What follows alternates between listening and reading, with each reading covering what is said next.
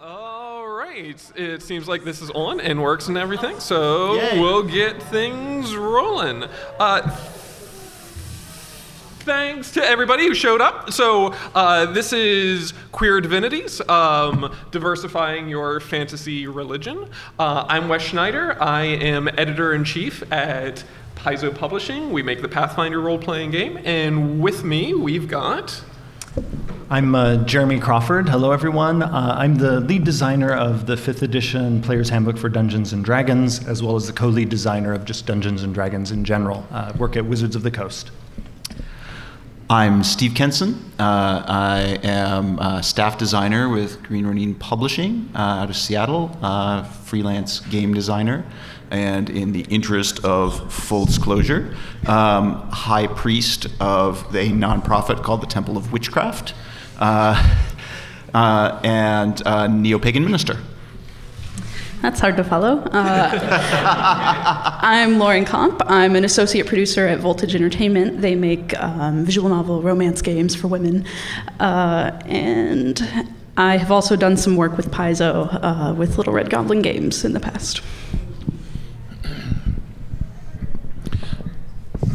Sorry. I'm Joe Carriker. I am a line developer for the Song of Ice and Fire role-playing game for Green Ronin, as well as having done probably about 15 years worth of other games, including White Wolf Scion game and that sort of thing. So, yeah, playing around with divinities on various levels is sort of a familiar thing.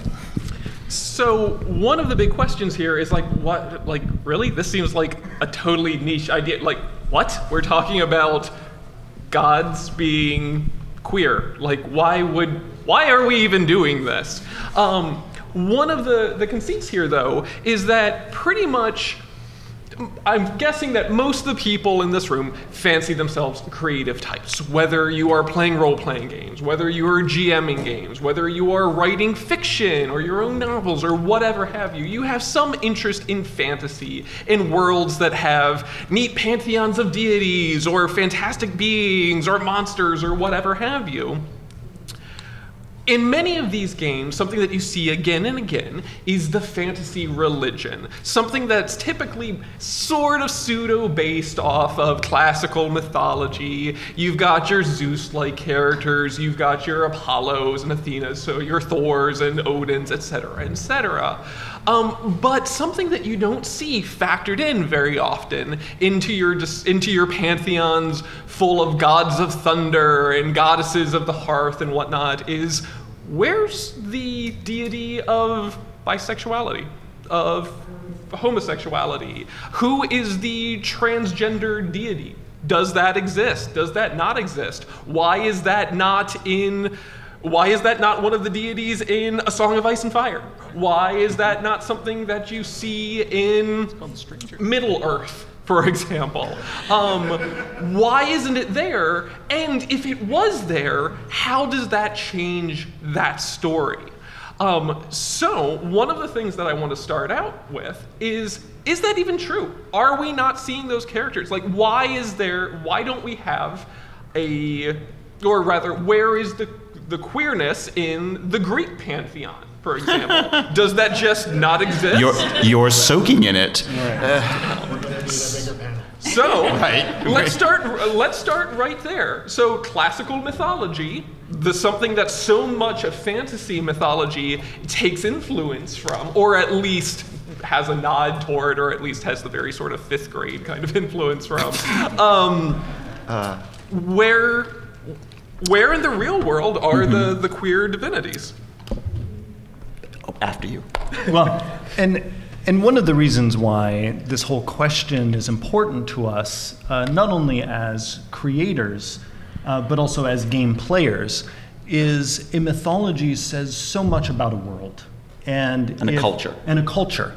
And if at the deity level there is no queerness, it's like already like you're going into this fantasy world, and as a queer person we can feel erased, like at the cosmic level, because the deities themselves aren't speaking to our existence. And so one of the first places that we as creators go when we're creating a mythology, I mean, this is true, you know, on the games we've mentioned that all of us work on. This is true in a game that Steve and I worked on years ago called Blue Rose, a very queer-friendly game where we wanted to make sure queerness was at the cosmic level, sort of at the at the core, at the kernel of the world system. We always, for inspiration, though, go to real-world myth because it is resonant. We can find connections to our experience as real people as opposed to as elves or dragon people or what have you. And there's great inspiration there.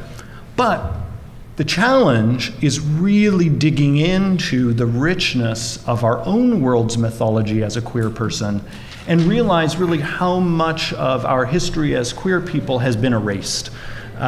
Because so much of what we learn about even the biggies in Greek mythology, Zeus, Apollo, Diana, etc., is very heterosexualized. People assume, oh, Zeus is the father of the gods, and his wife is Hera, the end. Oh, and he throws thunderbolts. Not getting into the fact that, especially if you travel to Europe, if you go to Florence, and any of you who've been there will know what I'm talking about, and you'll walk into the Uffizi Gallery or into the Bargello, and there's suddenly, why are there all these statues of this eagle with this beautiful boy? And I was actually recently in Italy for a convention, and I like to listen in sometimes to tour guides talking about ancient mythology. And I sometimes want to hurl chairs in the museum listening to them because, Do it.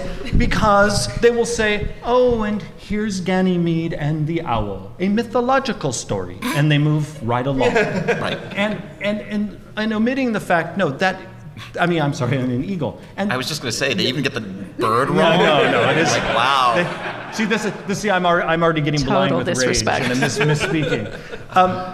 And as many of you know, that eagle is Zeus.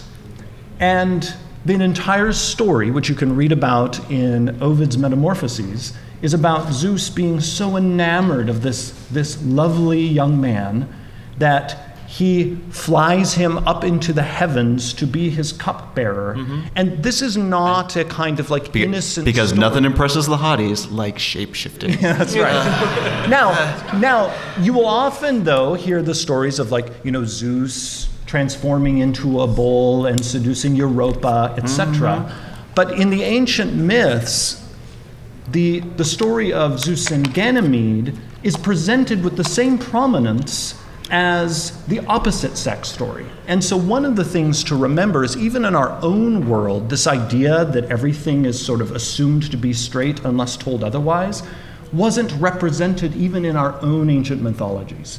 The assumption at the sort of divine level is that the gods just love mortals. This is Boy, do they. yes, whether they are male or female, the immortal is in love with the mortal. This is something, there's a marvelous book by an Italian writer, Roberto Calasso. It's called The Marriage of Cadmus and Harmony. It is a ravishing book. And much of this book is about exactly this topic, that the ancient gods were just insane with love for mortal things. And so you see this over and over again, these stories, where it's like the gods are tripping over themselves for this beautiful woman or this beautiful man. And the gender of the god, they were often running after a mortal of the same gender as often as opposite gender. And really, the gender of the god was sort of immaterial because the god can turn into anything. Right. Apollo, and I'll pause in a moment. This is sort of they knew this when we started. This is sort of like a machine they could crank up, and I'll just go and go and go, because this is actually it's a sort of pet topic of mine. Apollo is another one. Most of you know, Apollo, god of the sun. Now, but many of you don't know that Apollo is actually frequently shown with male lovers. Like the story of where the hyacinth tree came from. The hyacinth was one of his lovers, Hyacinthus. And in fact, I think there are more stories of Apollo with male lovers than a female. Yes. And again, this is another where if I hear stories being told in classrooms or museums where I want to hurl chairs, everyone, or you'll see these stories retold in sometimes graphic novel form, in films and novels. Everyone knows the story about Orpheus and how his wife, perished. He goes into Hades. Sorry, spoiler. I'm going to spoil the whole story. Statute of limitations might be over. Most of classical mythology. So he descends into Hades, and it's always shown, oh, it's such a sweet story. And it is. He tries to go save his wife, and he goes into the underworld, and if he can coax her out of the afterlife back into life, as long as he doesn't look back at her, oh, but damn it, he does, and she's stuck. So, and that's usually where the story ends. Oh, this sad story. So they almost never continue on into the story. You'll sometimes hear, and then, and at some point, Orpheus was torn apart by the Bacchae. Now, why was he torn apart by them? It is because, and again, this is something in Ovid's Metamorphoses, they were enraged that later in his life, Orpheus proclaimed that he for himself believed that the love of a man was better than the love of a woman. This is never told to people. It's right there in the text. This isn't like some, we're reading between the lines. Or we're queer conspiracy theorists. No, if you go to... We are, but that's beside the point. If you go to the ancient text, you go to Ovid's Metamorphoses, available everywhere. I think it's probably all free online because there's no copyright. It says it right in the text, straight up. This isn't it's not implied. And where I'm going with all of this is one of the first steps for us as creators, and specifically queer creators, whether we are game masters or actually creating product, is in a way try to reclaim the mythology of our own world and realize what a prominent place as queer people we actually have in it. And that we have, again, because of prudery and outright censorship. I mean, if you look at many of the ways these tales are retold, it's just the queer parts are all just conveniently clipped out. Right. And again, you don't have to go digging in some apocryphal version of the text to find the queer stuff. Just get the regular text, and there we are. So that's enough I'll say on that. You guys probably want to have something to jump in. No, we have a place in the historical texts. It's there. It's not the queer version. It's just the version. And it's lost from us so easily. And there's lots of blogs and lots of books out there that will go into, kind of translating these texts into a more layman's format to show you like, oh, wow, no, there is representation here for me. It's just always left out. So even the arguments of like historical accuracy, they're not valid at all. And even if they were, which again, they are not. We are present in history, okay? They are not valid, but even just write the gods you want. Yeah. If they're going to try and claim you were not present in this, fuck them, make your own. Well, right. It's, Yeah. And you bring up one reason why the history is so important to me, because sort of as a professional I'm passionate about it, but also just as a gay person I'm passionate about it, because you work in this field long enough, or you create a world for a game, let's say you're DMing, and you might have somebody push back and say, oh, isn't this awfully PC to have suddenly this queer stuff? And it's like, no, actually, fuck off. Yeah, this is actually crazily old-fashioned. It's a gay old time. Yeah, right. And a part of, I think, really reclaiming our place in history is realizing what a lie it is that we're some newfangled thing, right. And the myths of old and the gods of old represent that fact. I mean, in the span of human history, there's actually a fairly small slice of it where suddenly queer people were erased, where we were pushed into the shadows.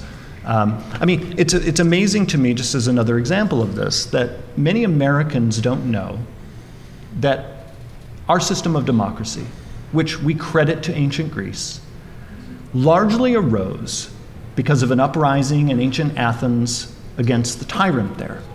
What most Americans don't know is that that uprising was led by a gay couple. And those two men were the first mortals that the ancient Greeks felt were worthy of being depicted in statuary next to the gods. Think about that.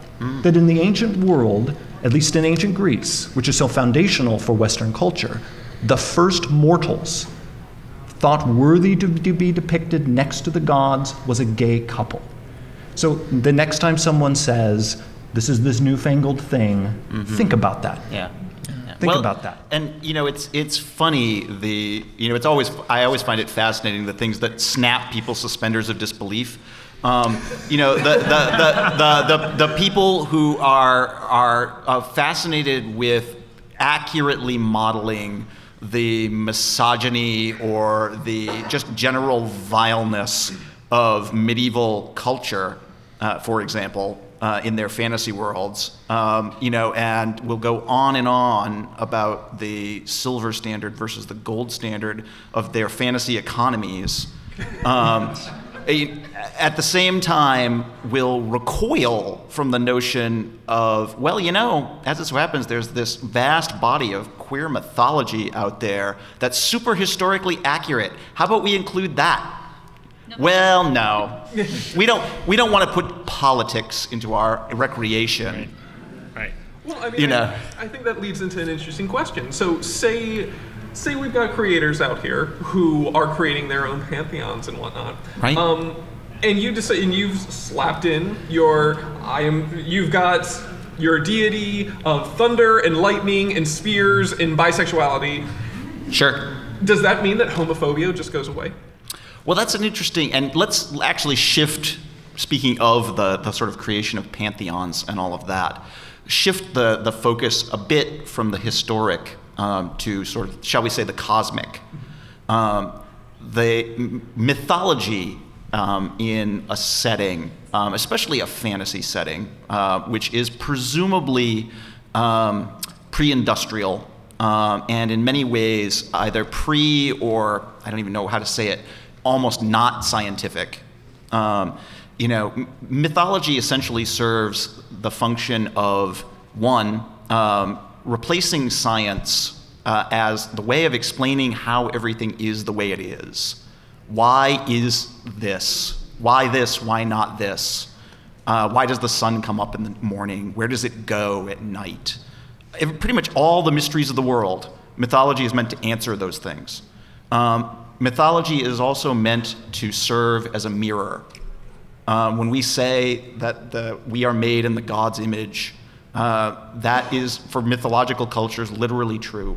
Or at the very least, find their images in their gods. So when you're creating a mythology for a setting, the things that you're looking at, or the things that you're saying, whether you know it or not, is this is how this world works. Because these things are true in its mythology, and this is a reflection of what this world is or can be.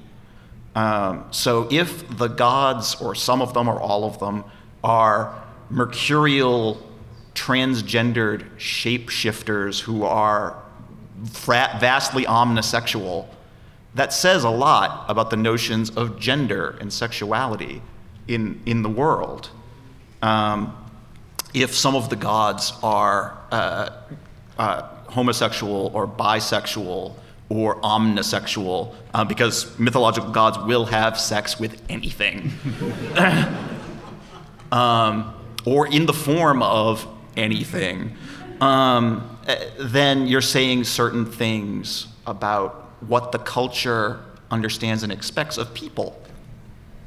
In that way. And it doesn't necessarily mean that certain cultures don't have issue, that their homophobia doesn't exist.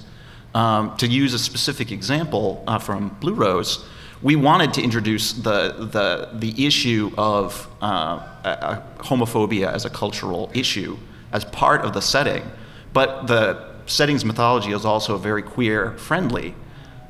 So one of the ways we looked at that was there is a culture in the setting that focuses on a particular aspect of their mythology.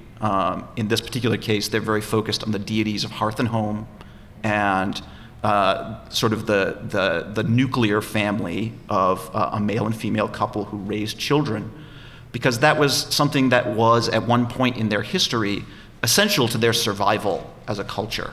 The notion of having and raising children was something that allowed them to survive. And over time, that sort of temporary necessity became cultural tradition. And it simply became part of the culture that if you were a good person in this culture, what you would do is settle down with the right opposite sex person and have a family, because that's what you were supposed to do. And yes, we acknowledge, in this culture that same-sex people have attraction for each other and may act upon that, and that's a very immature thing that they do, at some points in their life. But if they're going to be really proper, mature adults, they're going to settle down with the right person and have a proper family. And so you got that layer of, just sort of privilege and greater and lesser than. And over time, it develops, and you have certain very ultra-orthodox parts of this culture that start to say, not only is that just a very immature and selfish and improper thing to do, we think it's actually wrong, because it really detracts from, again, the proper family, the proper way you should be living your life. And really, we should try to help these people, because they're not on the right path. And on and on it goes. And you layer that for hundreds and hundreds of years of cultural development. I mean, and it was an interesting project, because it's the only time in my career where I've tried to come up, working with Steve, with a cosmic foundation for homophobia. A very right. Kind of. Thankfully, I haven't done it again, because these people, they could trace all of this to the god they worship, this god of the hearth, and this sort of this fixation on procreation, partly because their culture had nearly been wiped out. This again was based a little bit in our real world, because many religious traditions that tend to be the most homophobic come from desert cultures where scarcity and being on the verge of being wiped out is a factor. And once you realize that historically, some things begin to make more sense. Whereas religious systems that have tended to be more omnisexual, more queer-friendly, tend to come from parts of the world more pastoral, that have more plenty, more agricultural plenty. So there was less scarcity, less strife. So it's interesting when you look at that again, and how those myth systems develop. Now, in that same setting, though, it's historical privilege. Yeah, right. Yeah, exactly. In that same setting, though, in Blue Rose, we did also make sure to embed at the sort of cosmic level queer love. Yes. Because the god of the primary god of nature is madly in love with the god of the dawn. And so a part of the creation myth is actually about the love that these two gods that tend to be depicted having the same gender. And in this setting, the god's gender is fluid, so sometimes they would be depicted as two women, sometimes as two men, but almost always it's whatever their genders are, it's always the same gender. And that one of the other cultures in the world is particularly connected to those gods and the love that they represent. Much more sort of a romantic love, right?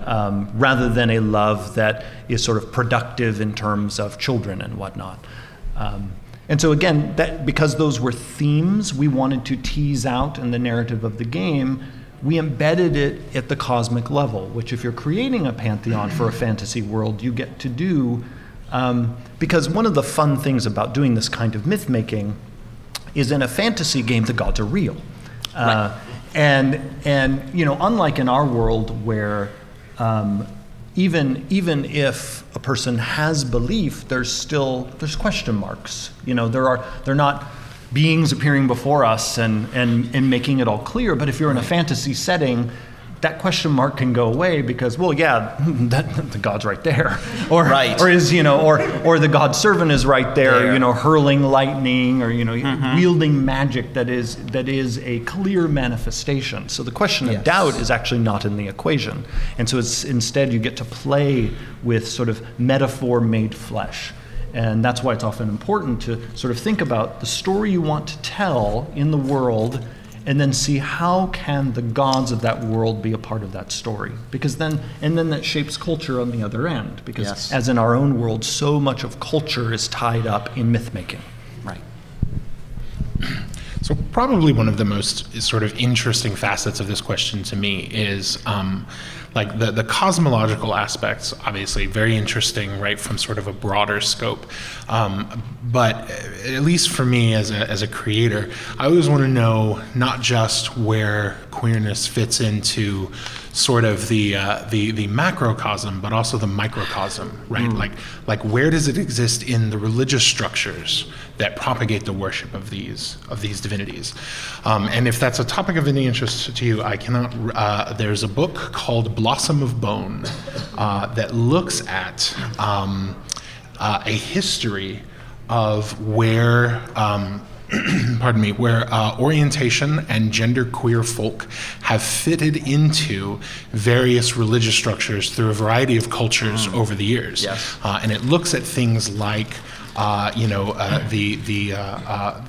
cult of Kybele, and you know, so this wide variety of religious structures, and in a lot of ways you see some traits throughout various cultures, and I think sort of being able to identify some of these traits can sort of help if you are looking at a pantheon that, you know, maybe you're not creating from scratch, maybe you already have one that you want to play with, maybe you're using, for instance, the pantheon from a, you know, published game system or something that you want to kind of see what can, you know, what falls out when you give it a good shake. And so a lot of these, so one of the things that comes up the most is that queerness across a wide variety of cultures, there are of course always exceptions, tends to show up when you're dealing with concepts of liminality, right? When you're dealing with things that are in between states. Right, so whether you're talking about a shoreline, right, where the ocean and the land meet, whether you're talking about the horizon line between land and sky, whether you're talking about, you know, the solstice in between, you know, in between seasons, or you're talking about the dawn or the dusk when it's neither one nor the other. And over you find that phrase repeated in various of these contexts, neither this nor this, but encompassing both. And in that manifestation, sometimes neither, right? And so, or the space between the gods. Exactly. And that's another thing that comes out of the book is so many cultures identified the few queer folk in its midst as being these intercessory figures, right? They were perceived as, you are liminal in this way. Right, so you are really neither male nor female in how you identify, how you interact with our culture. So you are also neither entirely human nor divine, but somewhere in between, right? And so that's my recommendation. This book is fantastic, filled with great things like that can be kind of cherry-picked for really great details like that. And I certainly don't have the expertise to speak on this, but just to bring it up, I know that in many cultures, transgender folks have fallen into that space as well, as being almost spiritual figures, in that they're in this liminal space and have the blessings of the god because of that experience and whatnot. Yes. That is not something that I've researched, but if anybody up here has any insights into that, or if that's been touched on in that book, then that's... It does, yeah, quite a bit. Yeah.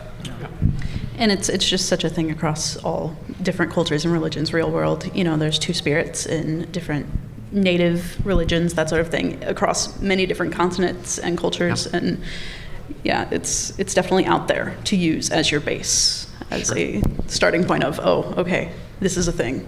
Let me use this thing, tweak it how I want it. do we want to see if there are some questions, perhaps? So, does anybody have any questions or things that they wanted to bring up, topics to talk about? Yes. I'd also like to touch on Greek art because they are just, racism, basically everything, including like men competing to see who can hold the most weight in the dicks. Sure. The question is, have you guys created deities for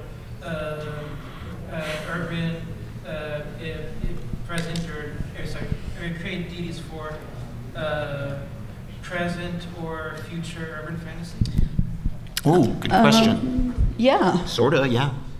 Go ahead. Okay, I can start. My most recent game, A Story of Fate's Kiss, is modern Greek gods living among humans, operating out of sort of a Men in Black type secret agency, keeping monsters from totally messing with the human realm. And it's about exploring the line between monsters and what that godly power means and actual deities living and breathing right there next to you. And it's been a wonderful experience to really queer up the religion. Actually, I was so happy when they asked me to be on this panel.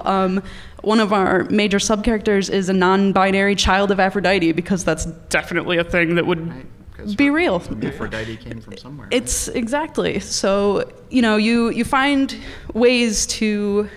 I've found it's easiest to take pre-existing ideas and concepts and things like Greek myths, since it's hard to offend people with Greek myths by altering them. Now that I've said it, I'm like, oh man, someone's gonna go play my game and hate it. So yeah, you can definitely put these things in a modern setting and still keep that religious aspect. You just have to work around with it. I have an agency where the gods are like CEOs and CFOs, but people are definitely still worshiping them and working for them and that sort of thing. Joe, did you want to touch on that in terms of Scion? Because that's sort of very on point. Yeah, it kind of is. One of the things that we did for Scion, which is a role-playing game about playing the children of the gods of various pantheons. The sort of meta plot being that so many of these pantheons have sort of primordial enemies of some kind that were defeated in the creation of the world, and in one way or another they were locked away, et cetera, et cetera.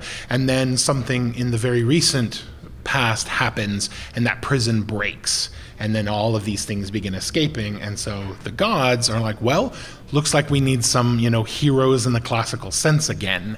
And because, gods being what they are, there's a world full of these demigods who don't really know that they're that, ready to come into their power and that sort of thing. And so for literally each of these, so every character's backstory in this game has a parent who they did not know was a god. Nobody knew that they were. So as a result, it meant not just presenting the sort of, classical versions of these deities, but, representing Hades as a mafia don, because he's the king of the underworld.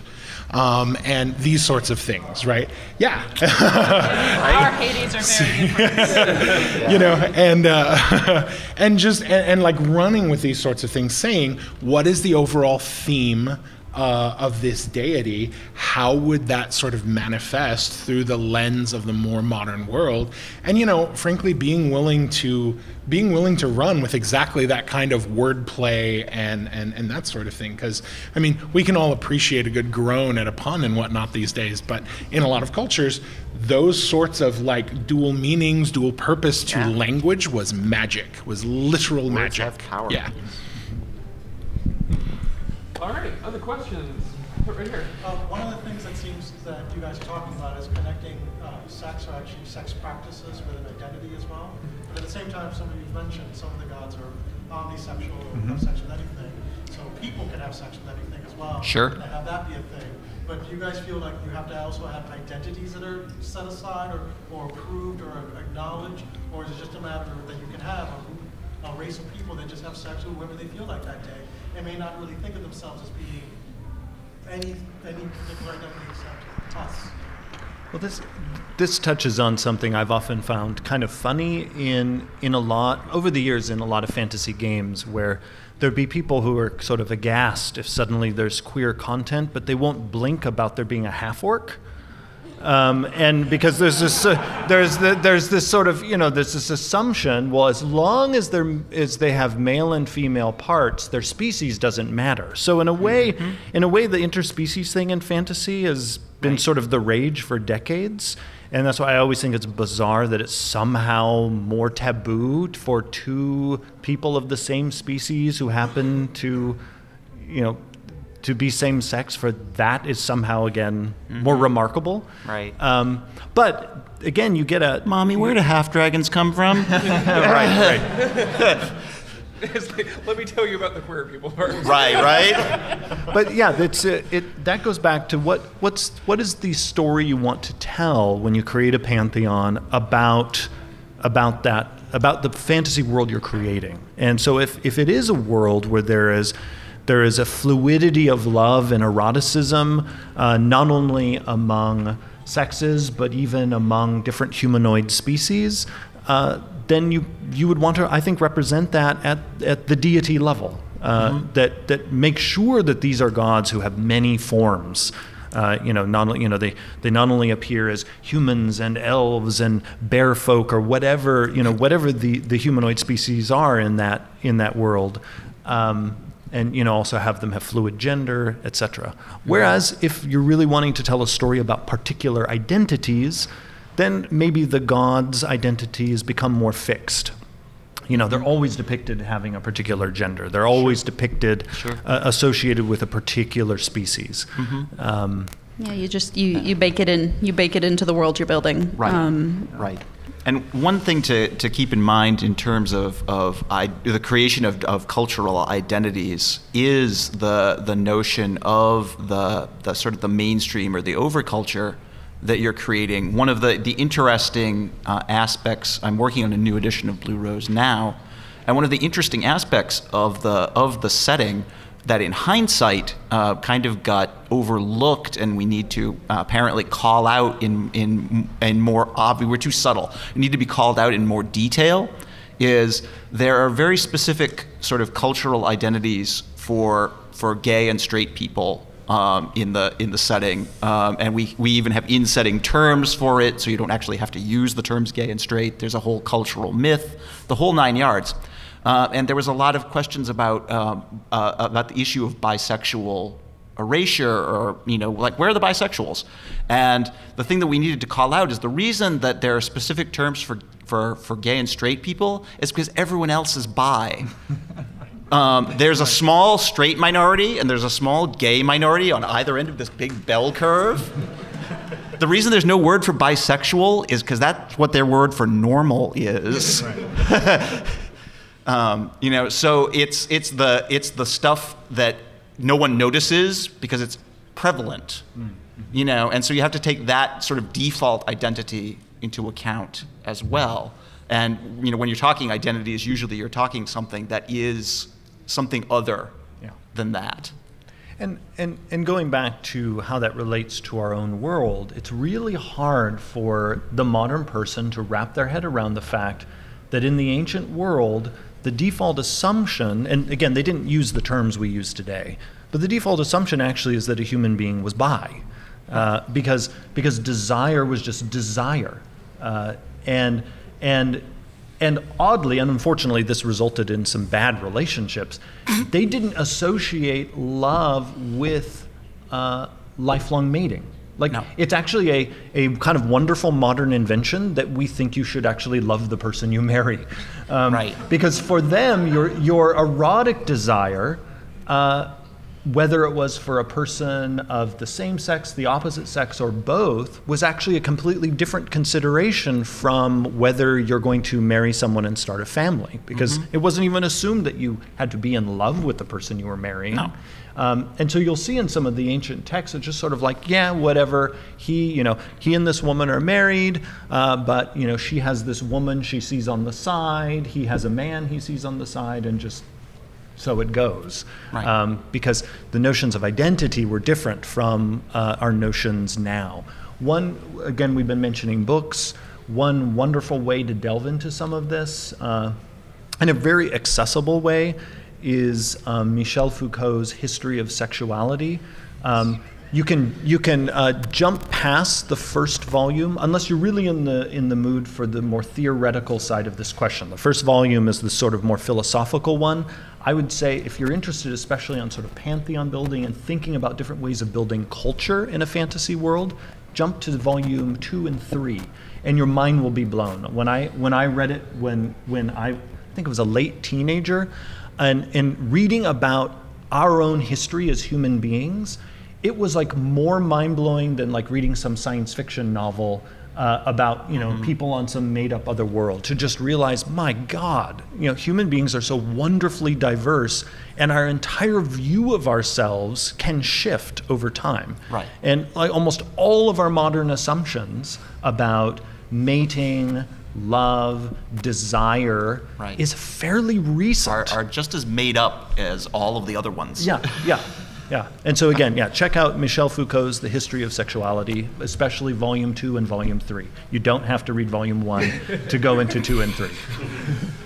All right, more questions. Let's get somebody over here. There.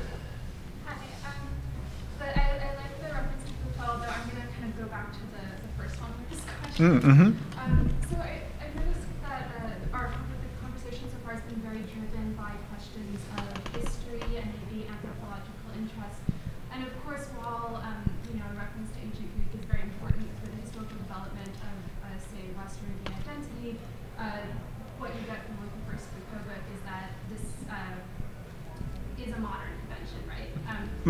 So my question is maybe a little bit about the politics of this desire to root things in historical fact, or in what are the politics of recruiting like non-Western examples to these pantheons. But maybe the question that I'm more interested in is, what do you guys have to say about like building worlds that aren't necessarily based on these kinds of existing systems? What are the challenges of kind of creating a queer mythology that doesn't actually draw on these types of existing examples, and what are the problems of that? And Okay. challenges. Fair enough. I don't. Good luck, first and foremost. No, but really, there's so many religions and cultures out there that there is an incredible chance you're going to have some overlap with a culture somewhere within history, and there's a lot to go through to do research of, and it's definitely easy to miss stuff. So you can start by doing whatever you want, but know that you might want to go in and research, hey, this comes from this culture or this religion or that kind of thing, because the chances are pretty high, actually, that you're going to find something that is similar to what you're wanting. And one reason I often, especially not only in this kind of setting, but when I'm talking about writers talking to writers who might work for me, one of the reasons why I so often go to history is because of the genre that I work in. Part of the power of fantasy is resonance. Now, if we were having a talk about science fiction, if we'd say we were creating a system of divinities for another world, completely unlike Alien our culture. own, I would actually caution against relying too heavily on our historical mythologies, because often what you're going for there is a sense of the completely alien. And then I would encourage the writer, let your imagination run wild. In fantasy, also let it run wild, But always remember, part of the power of fantasy is the recognizable. Because fantasy, a lot of how it kind of tugs at us, the reason why after decades we're still interested in like people with swords and dragons and trees and talking brooks and animals that you can have conversations with, is it's this really old impulse. J.R.R. Tolkien has an essay on this called On Fairy Stories that many of you probably read, where it deals very much about this, that the power of the fairy story, which is what he basically calls the fantasy, is this feeling of resonance, this feeling of like, I recognize this, that there's something ancient about this. And so I think part of the power of going to real world examples is really just to tap into that, not to copy them, but to be inspired by them. And but then after you get the inspiration, then go with it. Go with it. Have fun. Have fun. But also real quick, non-Western. I'm glad you brought that up. We mentioned briefly the Two Souled, etc. Another book recommendation, I mentioned earlier Roberto Calasso's The Marriage of Cadmus and Harmony, which focuses on Greek mythology.